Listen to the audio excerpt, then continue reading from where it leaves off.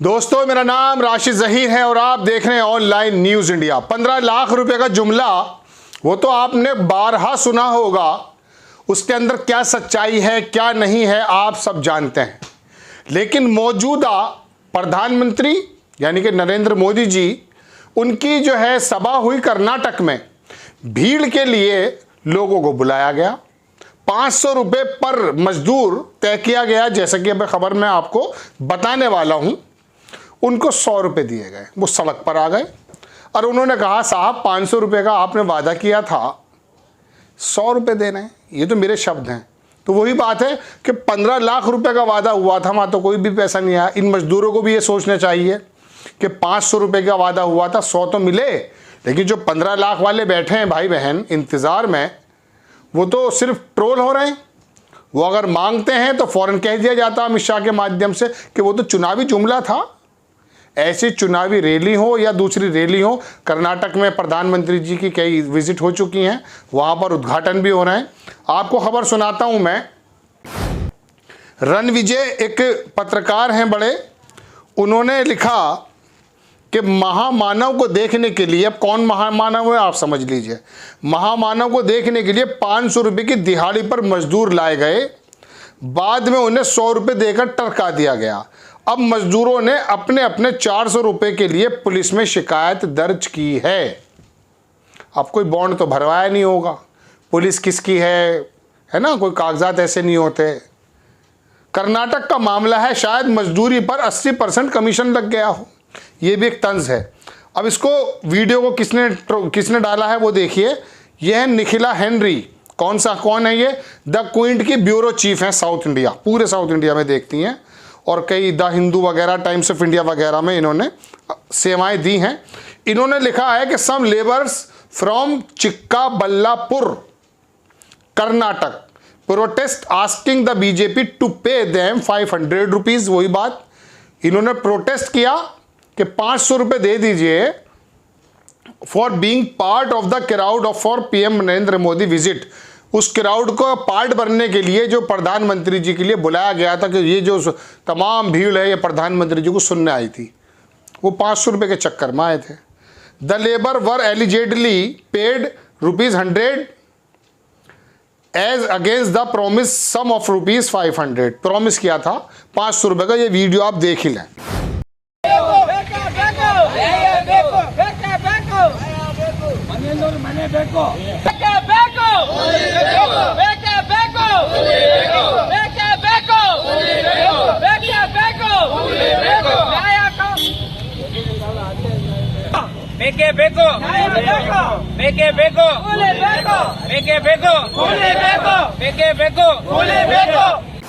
देख लिया आपने दर्शकों। हालांकि इस वाले वक्तव्य में मैंने दो चीज़ें जो है खुद ही कनेक्ट कर दी। पेड लिखा है इसके अंदर, मैंने पेड लिखा, एलिजिबली भी कर दिया था। बहरहाल छोड़िए।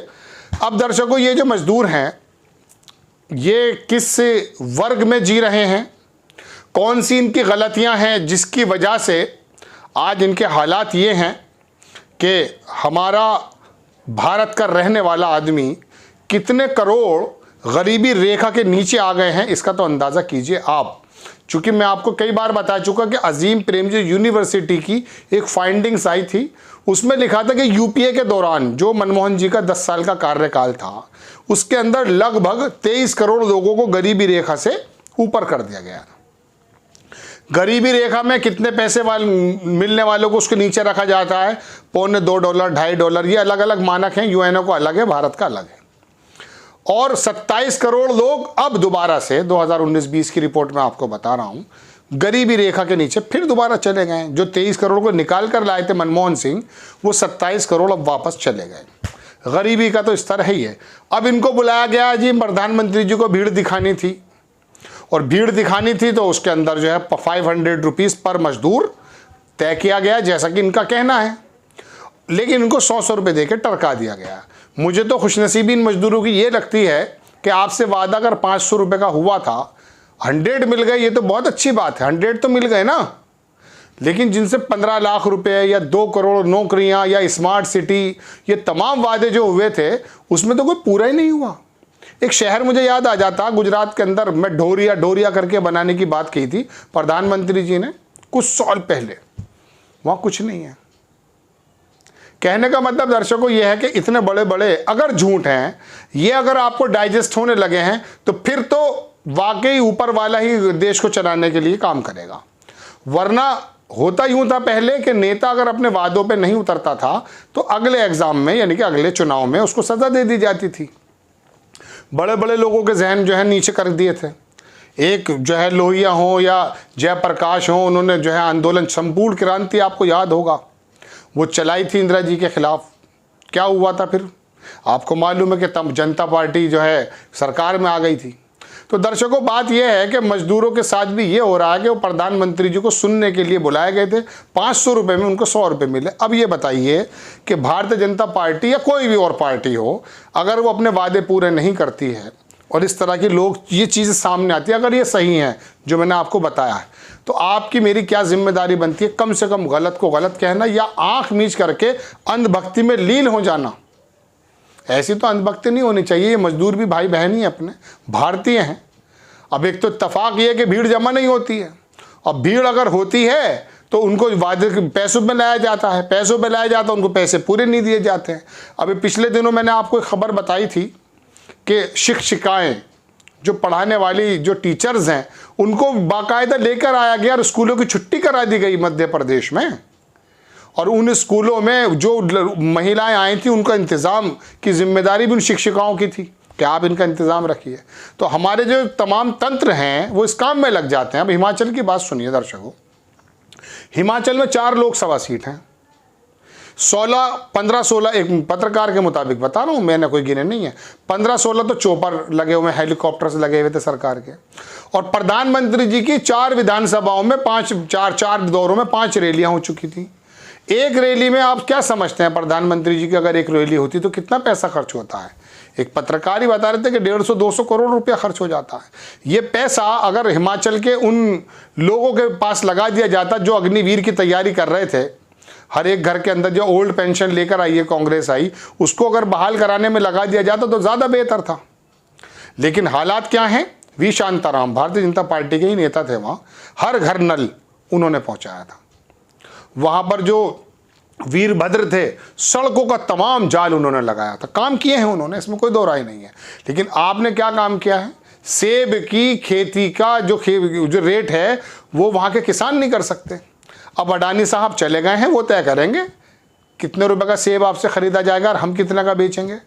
तो दर्शकों ये बात तो कहीं से शुरू हुई थी, कहीं जा रही है, चूँकि कहीं ना कहीं डोर एक दूसरे से बंधी होती है। बहरहाल बड़ी खबर तो मैं आपको देने हाजिर यही हुआ था कि कर्नाटक के अंदर प्रधानमंत्री जी को सुनने के लिए लोग आए थे। 500 रुपये का वादा किया गया, 100 रुपये मिले। ये कितना कहाँ तक जायज़? अगर ऐसा है, क्विंट की रिपोर्टर ने ये खबर छापी है, ये मैंने अपनी तरफ से नहीं बताया और बाकी लोग भी इसको कह रहे हैं। तो दर्शकों बात यह है कि हैंड टू हैंड भी आपको रिजल्ट मिल सकते हैं। आपको चुनाव का, 15 लाख का, 2 करोड़ नौकरी का लंबे प्रोसेस से गुजरने की ज़रूरत नहीं है। एक ही दिन में पता चल जाता है आपको कि जिन मजदूरों को 500 रुपये के लिए कह के लाया गया है, 200-250 की तो मजदूरी कहीं पकड़ ही लेते, पकौड़े बना रहे होते वो बेचारे कहीं से, जो आप बताते हैं कि कारोबार है। तो कहने का मतलब दर्शकों यही है कि उनको भी 100 रुपये मिले। बड़ी खबर कर्नाटक से कि प्रधानमंत्री जी की रैली में लाने के लिए लोगों को लाया गया, 500 रुपये का वादा करके 100 रुपये दे दिया गया। अब आप देखिए आप पे क्या फ़र्क पड़ता है। आपको खबर कैसी लगी अपनी राय कमेंट्स बॉक्स में जरूर दीजिए। चैनल को सब्सक्राइब कीजिए, शेयर कीजिए। नेक्स्ट टाइम किसी खबर के साथ आता हूं। जय हिंद। इस खबर को अभी लाइक करें, शेयर करें, अभी चैनल को सब्सक्राइब करें और घंटी जरूर दबाएं।